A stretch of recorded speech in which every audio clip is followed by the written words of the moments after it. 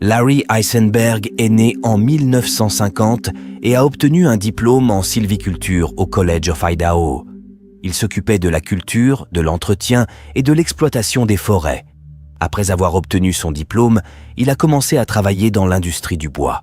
Il aimait travailler dur et a travaillé toute sa vie pour réussir. Larry s'est marié en 1974. Il a eu 2 enfants de sa première femme. Cependant, le couple a divorcé lorsque les enfants ont grandi. Peu après, il a rencontré Lori Barnes, née en 1953. Auparavant, la vie de Lori était très pauvre. Sa famille devait même parfois passer la nuit dans des fermes vides. En 1973, à l'âge de 19 ans, elle s'est mariée et a eu 6 filles, mais ils ont divorcé en 1996. Après le divorce, elle a déménagé et élevé ses filles en tant que mère célibataire. Lori avait un très bon contact avec les gens et beaucoup étaient attirés par son sourire et son rire incroyable. Larry et Lori se sont mariés en 2004 et depuis lors, il a toujours dit qu'il aimait sa femme plus que tout au monde. Leur mariage, qui a duré 17 ans, semblait idéal selon les amis et les voisins. Ils menaient une vie heureuse dans le nord de l'Idaho. À l'époque, Lori était directrice exécutive de la North Idaho Housing Coalition, qui rénovait des propriétés pour les vendre ou les louer à des familles dans le besoin. Elle était un membre respecté de la communauté et Larry était à la retraite, mais toujours actif dans diverses activités communautaires. Le 13 février 2018, Lori et Larry ont prévu de prendre leur bateau pour se rendre au lac Coeur d'Alene, avec l'intention d'assister au lever du soleil depuis un endroit pittoresque connu sous le nom de Sun Up Bay. Les événements qui se sont déroulés ce jour-là étaient presque incroyables, car le lac Coeur d'Alene est généralement connu pour ses eaux calmes et tranquilles. Cependant, peu de temps après avoir mis les voiles, Lori a appelé le 911 en utilisant le téléphone de Larry et a semblé en grande détresse. Elle a informé les autorités que son mari était tombé par-dessus bord. Lori a fait part de ses efforts frénétiques pour localiser Larry dans l'eau, demandant une aide urgente. Les officiers sont arrivés sur le rivage le plus proche à 11h et ont envoyé un bateau de sauvetage pour récupérer Lori et lui fournir des soins médicaux. À leur arrivée sur les lieux, les adjoints du shérif ont demandé à la femme de leur fournir des informations sur le dernier endroit connu où se trouvait Larry. Lori a déclaré qu'elle n'avait appelé les services d'urgence que 2 heures après que Larry soit tombé à l'eau parce qu'elle n'avait pas trouvé son téléphone portable. Lori a également affirmé que la clé de contact était cassée juste avant l'incident, ce qui signifie qu'elle a dû redémarrer le moteur manuellement. Lori a ensuite révélé qu'elle avait fait le tour du quartier à la recherche de Larry, mais qu'elle avait ensuite décidé de ne pas ramener le bateau sur la rive de peur de perdre sa trace. Au bout d'un moment, elle a sorti une couverture pour se réchauffer et a finalement trouvé le téléphone portable de Larry et a immédiatement composé le 911. Mais après avoir parlé, le téléphone portable lui a échappé des mains et est tombé dans le lac. Au cours de cette interaction, l'agente a remarqué que les émotions de la femme semblaient très sincères. Tout le monde était sûr qu'il s'agissait d'un accident. Le personnel médical a aidé Lori à monter dans une ambulance pour une observation plus approfondie. Pendant ce temps, les agents ont remorqué le bateau des Eisenberg jusqu'à une vedette rapide située à proximité afin d'évaluer son état. Une fois à bord du bateau, les inspecteurs ont immédiatement remarqué des éclaboussures de sang à plusieurs endroits, probablement dues au saignement de nez de Lori. Bien que Lori ait affirmé que la clé de contact s'était cassée avant que Larry ne tombe à l'eau, les agents ont trouvé un interrupteur et un cordon sur le sol. Les enquêteurs ont trouvé cela étrange car l'interrupteur et le cordon auraient dû être reliés au commutateur d'allumage pour que le moteur puisse démarrer par la suite. En outre, la clé de contact était visiblement tordue, ce qui laisse penser qu'il y a eu une sorte de lutte. Les agents ont également trouvé d'autres clés et le sac à main de Lori qui contenait une bouteille de jus de fruits vide. Tous ces éléments ont été saisis comme preuve. La voiture utilisée par les Eisenberg pour remorquer le bateau a également été inspectée. Un shérif adjoint y a trouvé le téléphone portable de Lori ainsi qu'un liquide inconnu répandu dans le porte-gobelet et un flacon de médicaments contre les allergies contenant l'ingrédient actif d'imédrol. Bien qu'il s'agisse d'un médicament antihistaminique en vente libre, couramment utilisé pour traiter les allergies et la fièvre, il provoque une forte somnolence. Malheureusement, l'absence d'informations précises sur les dernières allées et venues de Laurie a donné lieu à des recherches approfondies. Il a donc été décidé de faire appel à une équipe de plongeurs équipée d'un sonar. Des hélicoptères de recherche et de sauvetage ont également été utilisés dans l'espoir de retrouver Larry, mais en vain.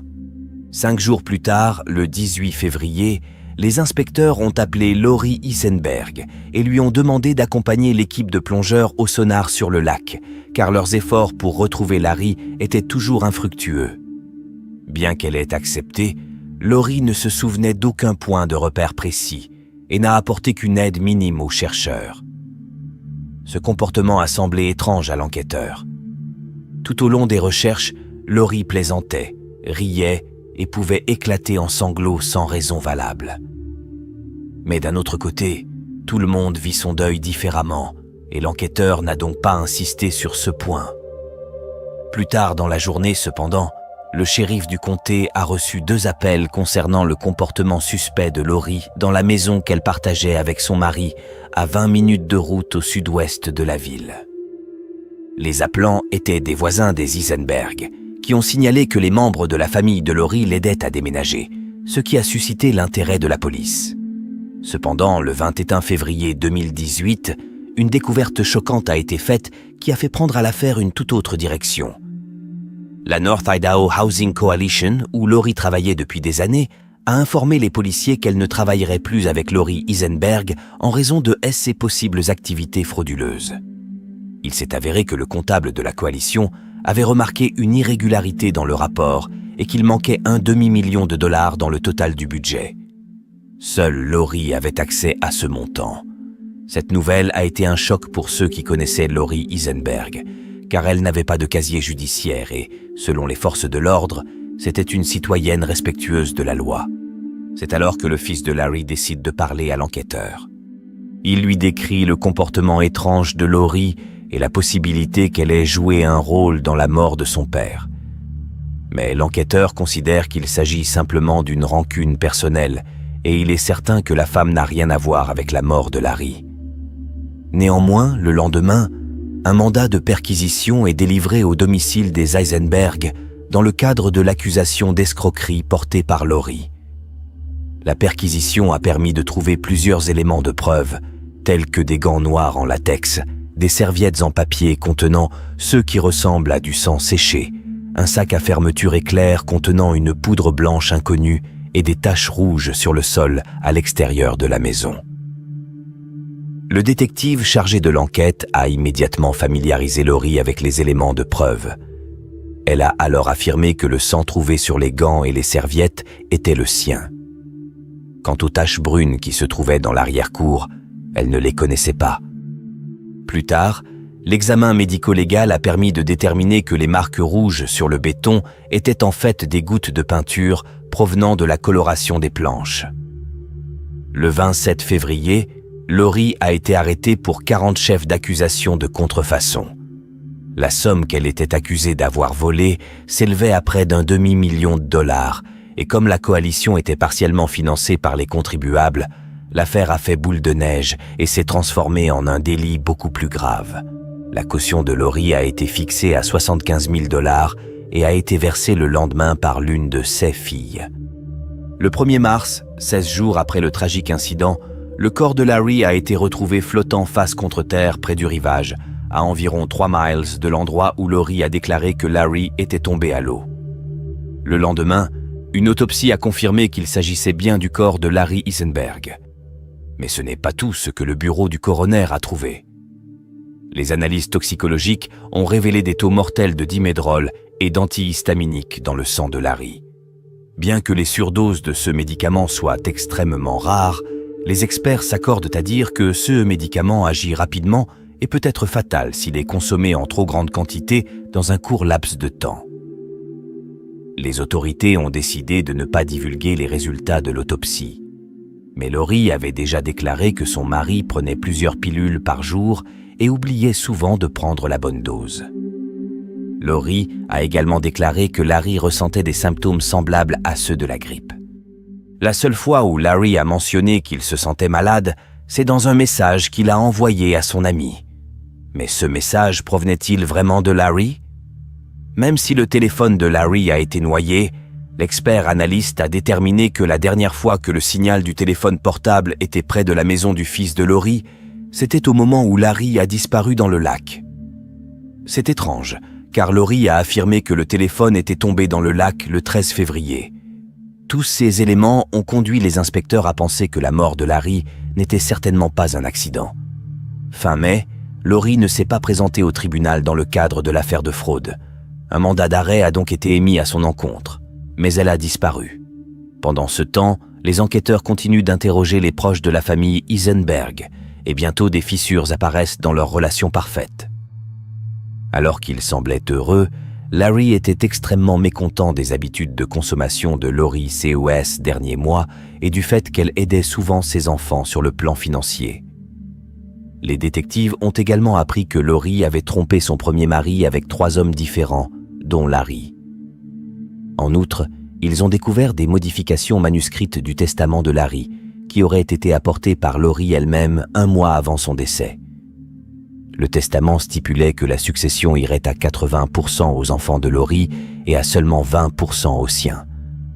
Comme Laurie était toujours en fuite, les autorités ont décidé de publier les résultats de l'autopsie et de qualifier l'affaire de meurtre prémédité. L'autopsie a révélé que Laurie était mort d'une intoxication à la diphénhydramine après une surdose d'antihistaminique Benadryl.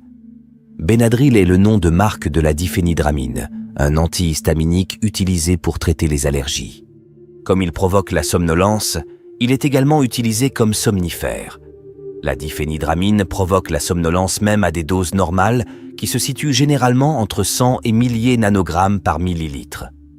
Au moment du décès de Larry, 7100 nanogrammes de diphénhydramine ont été trouvés dans son corps, ce qui est fatal.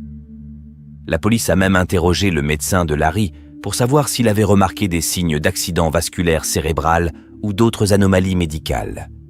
Mais les médecins ont déclaré qu'il était en parfaite santé. Sur la base de tous les éléments recueillis, les enquêteurs sont parvenus à la conclusion que Laurie avait envoyé un SMS à la fille de Larry ce matin-là avant d'empoisonner son mari. Elle a ensuite ajouté des pilules au jus de fruits que l'homme a bu. Larry s'est ensuite senti mal et est tombé par-dessus bord, près du rivage. Ils ont également émis l'hypothèse que Laurie avait intentionnellement éloigné le bateau de l'endroit où il se trouvait avant d'appeler le 911. Aucun membre de la famille Eisenberg n'avait d'assurance. La seule question qui restait était de savoir quel était le mobile. Selon toute vraisemblance, si Larry mourait, Laurie hériterait de leur maison commune, qu'elle pourrait vendre, ce qui lui permettrait de payer le dédommagement exigé pour l'argent volé. Des amis ont également affirmé que Larry ne savait pas ce que Laurie faisait à l'Idaho Housing Coalition. Enfin, en juillet, après 2 mois de disparition, Laurie s'est présentée d'elle-même au bureau du shérif. Les enquêteurs étaient impatients de parler du meurtre présumé de son mari, mais ils devaient attendre que l'affaire de fraude soit jugée par un tribunal.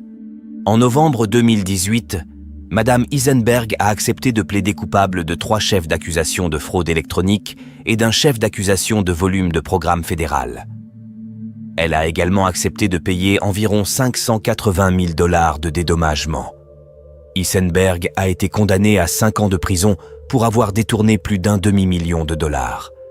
Les filles de Laurie ont également plaidé coupables pour des chefs d'accusation distincts de conspiration. Elles ont toutes 2 été condamnées à une assignation à résidence assortie d'une amende de 50 000 $. Mais tandis que cette affaire était close, une autre continuait à se dérouler. Immédiatement après la condamnation, Laurie a de nouveau été interrogée sur la mort de Larry et au cours de cet interrogatoire, les inspecteurs lui ont posé des questions directes pour savoir si elle avait tué son mari. Au cours de cet interrogatoire, Laurie s'est montrée nerveuse. Elle a commencé à taper du pied, ce qui peut être un indicateur d'anxiété et de stress. Elle a ensuite été informée des résultats de l'autopsie. Bien qu'elle ait nié être impliquée dans la mort de son mari, les inspecteurs ont continué à lui présenter d'autres preuves compromettantes. Finalement, elle a refusé de répondre aux questions et a demandé un avocat.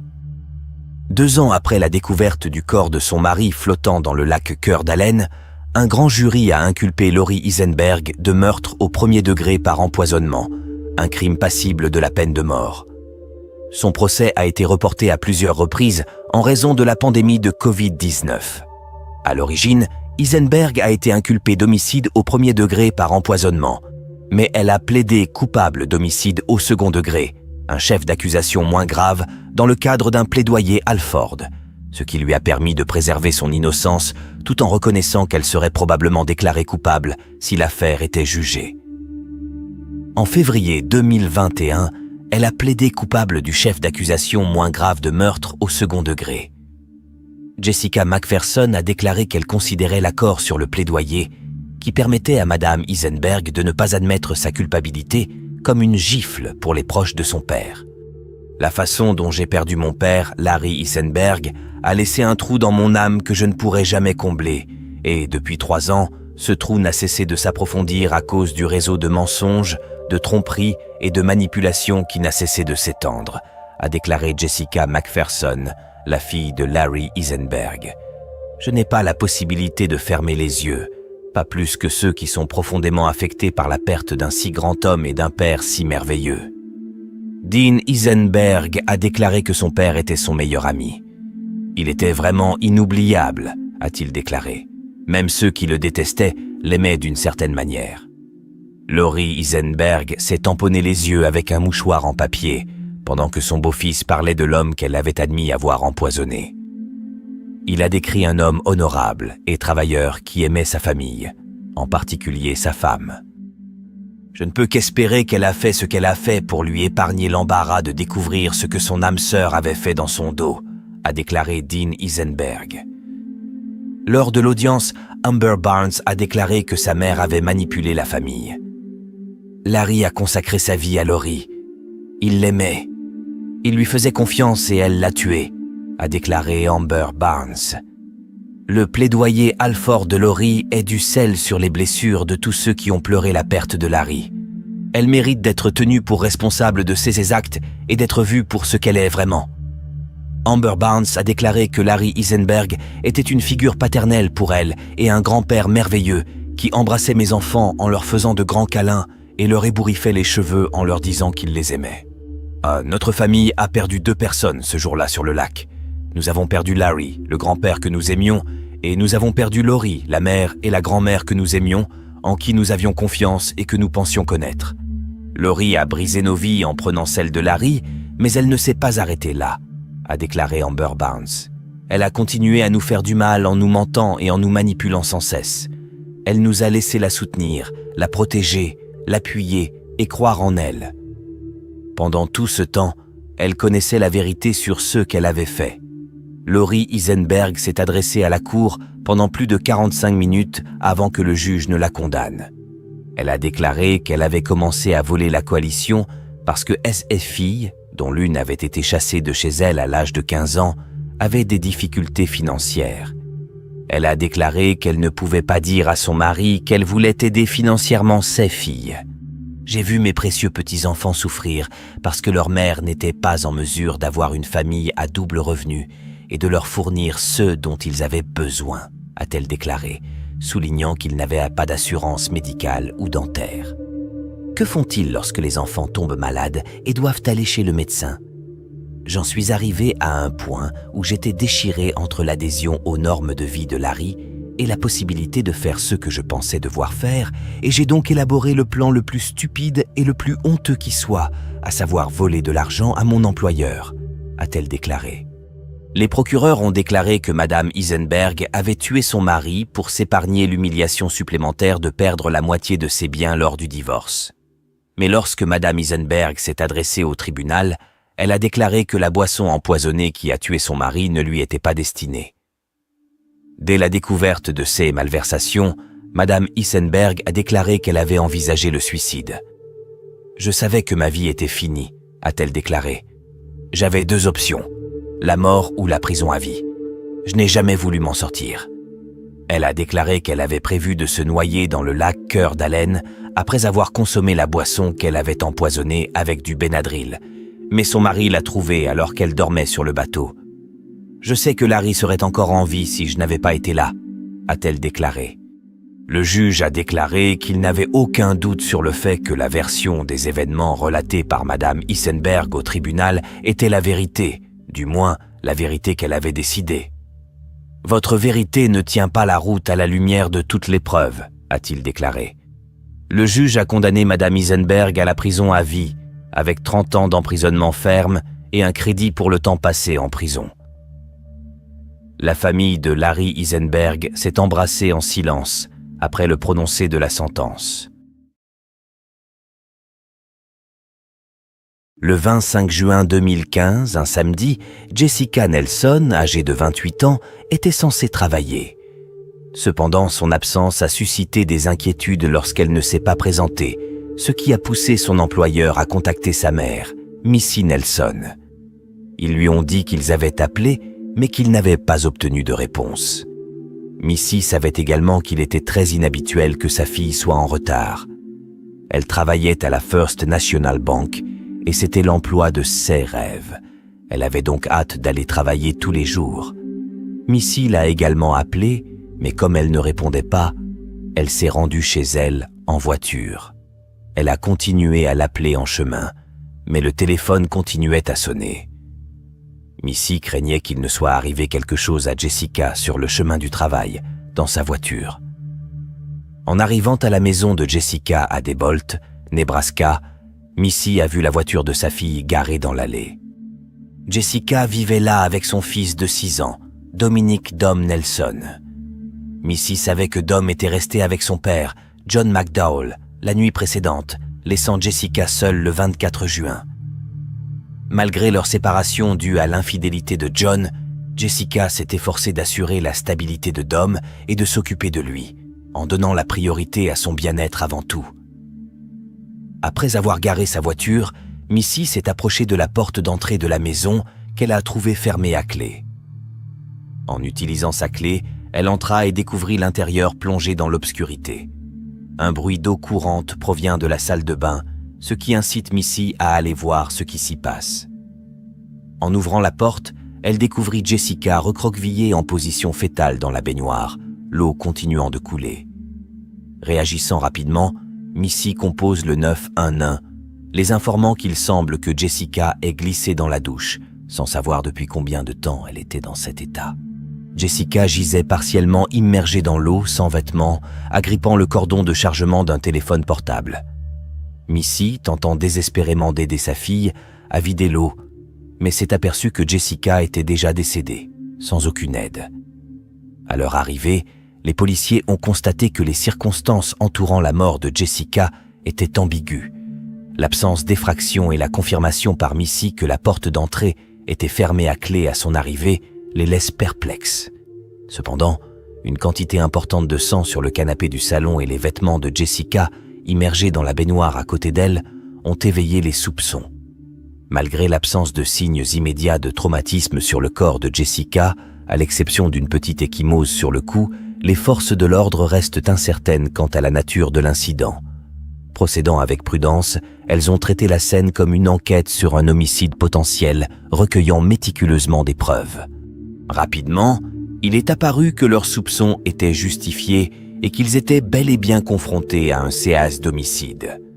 La police a méticuleusement prélevé des échantillons d'ADN sur divers objets trouvés sur les lieux, notamment le cordon de chargement du téléphone portable et des objets se trouvant dans la salle de bain.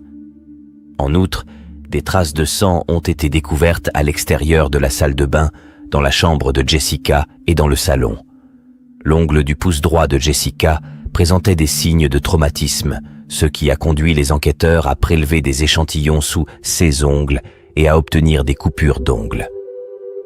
Les résultats de l'autopsie ont confirmé que la mort de Jessica était un homicide, révélant qu'elle avait été étranglée à l'aide du cordon de chargement du téléphone portable qu'elle tenait.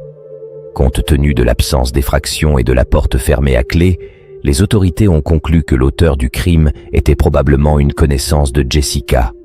Leur enquête les a conduits à interroger John, l'ancien partenaire de Jessica au poste de police.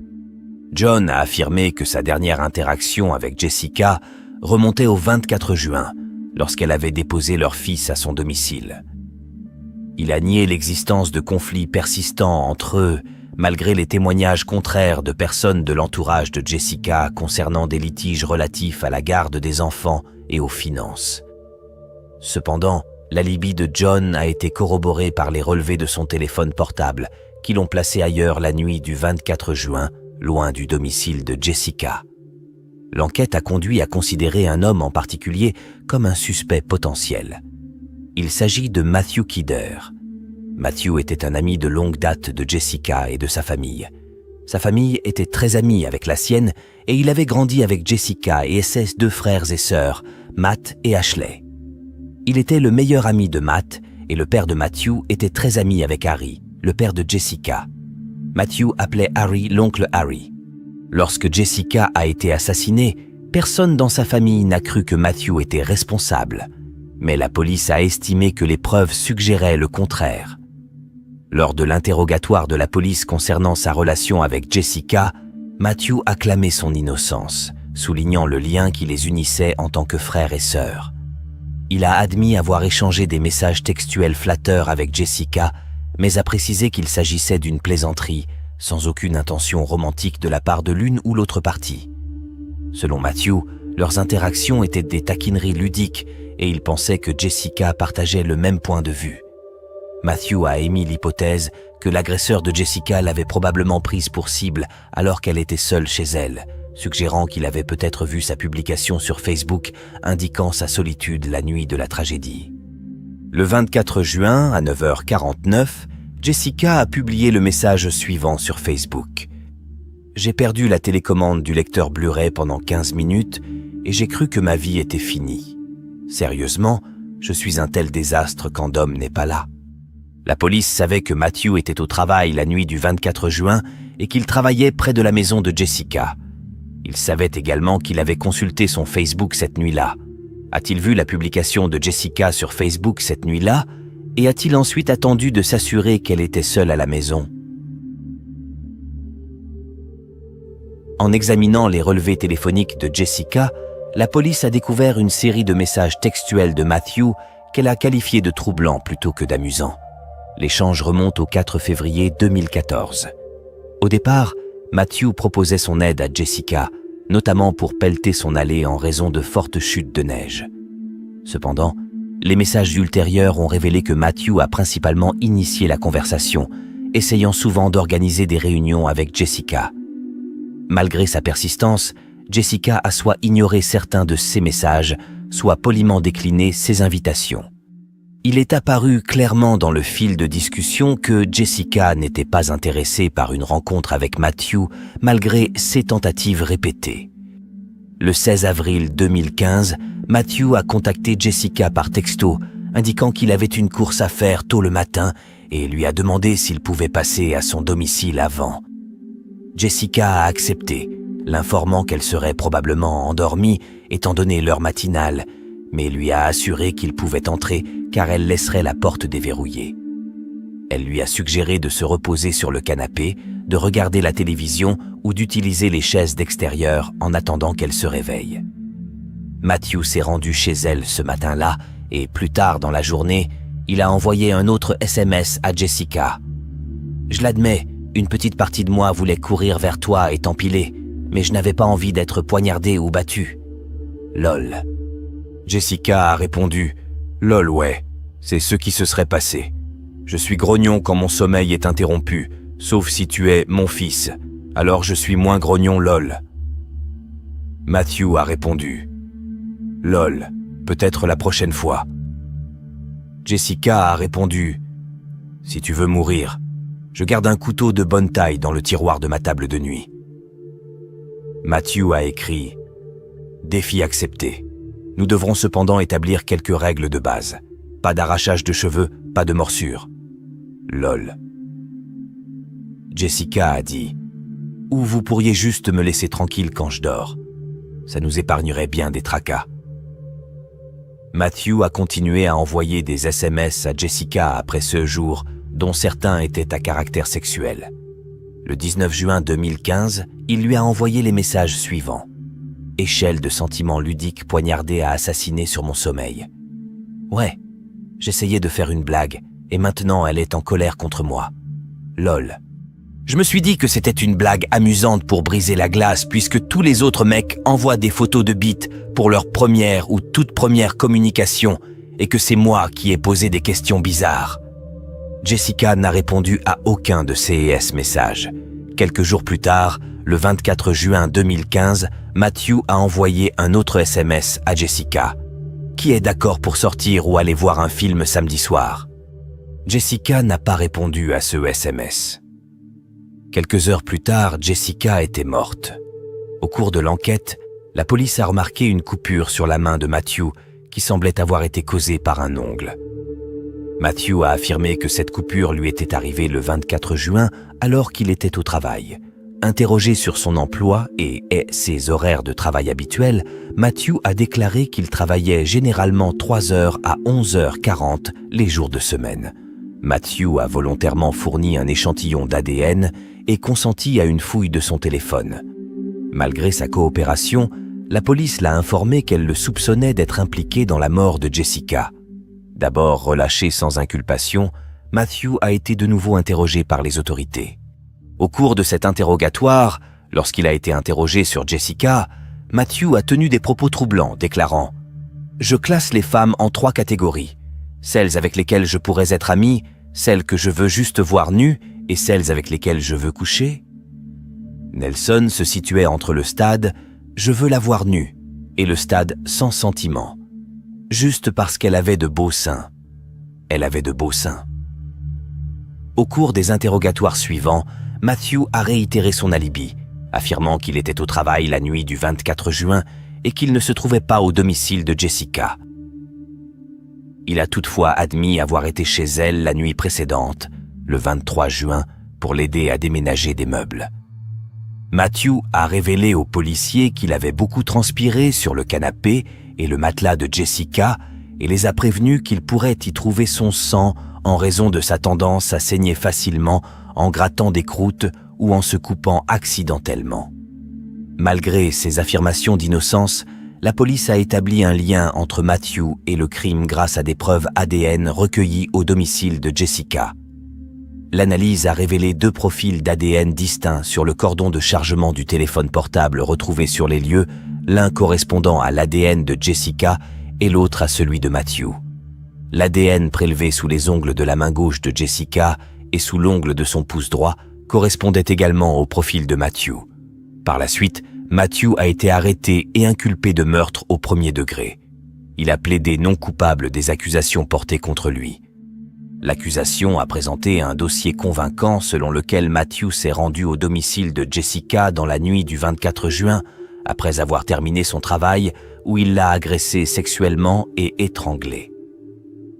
Les preuves présentées au tribunal indiquent que Jessica a été découverte dans la baignoire, tenant le cordon de chargement d'un téléphone portable qui a été identifié comme l'arme du crime.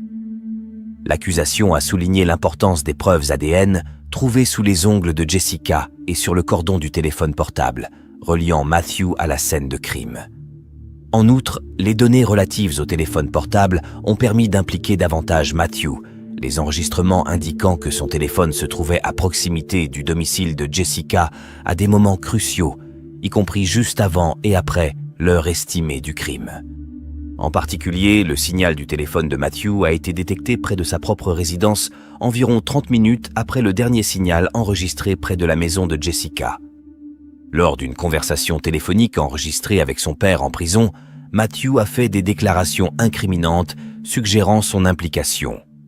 En discutant des événements de cette nuit-là, Matthew a indiqué qu'il pensait que Jessica s'était endormie sur le canapé après qu'il eut quitté sa résidence, insinuant ainsi sa présence à cet endroit. Cet aveu contredit ses affirmations antérieures selon lesquelles il n'était pas chez Jessica. Lors de l'appel enregistré avec son père, Matthew a admis avoir été chez Jessica la nuit de sa mort, le 24 juin, pendant environ 20 minutes, ce qui contredit ses dénégations antérieures.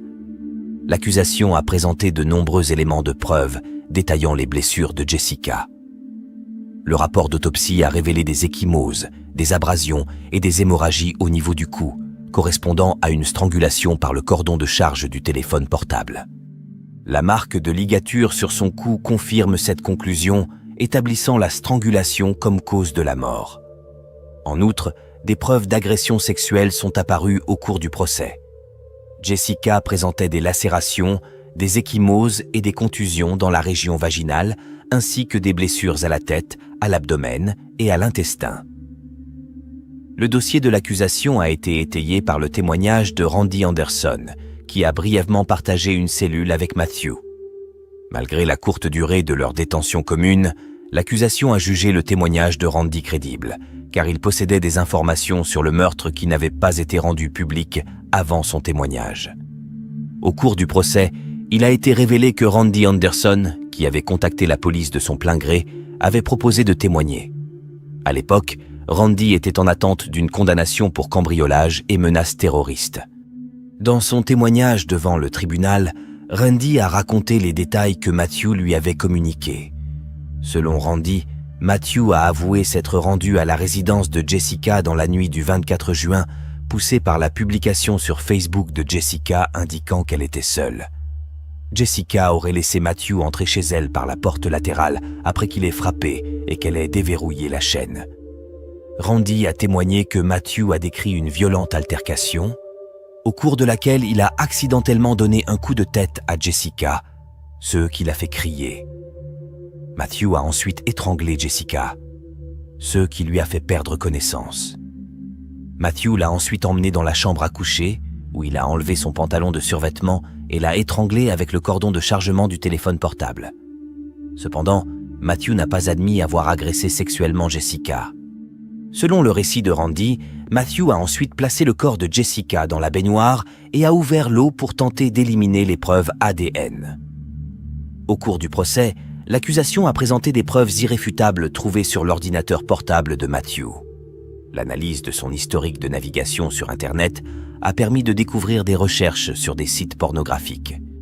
En outre, le 17 juillet 2015, une vidéo intitulée « Psycho Thrillers, Prison Waitress Kidnapped, Raped and Strangled » a été téléchargée sur l'ordinateur portable de Matthew. En outre, 3 autres vidéos similaires ont été découvertes au cours de l'enquête. 6 découvertes ont fourni d'autres preuves à charge contre Matthew, suggérant un intérêt systématique pour des contenus violents et sexuellement explicites impliquant des thèmes d'agression, de strangulation et de rencontres non consensuelles. Le jury a reçu des preuves troublantes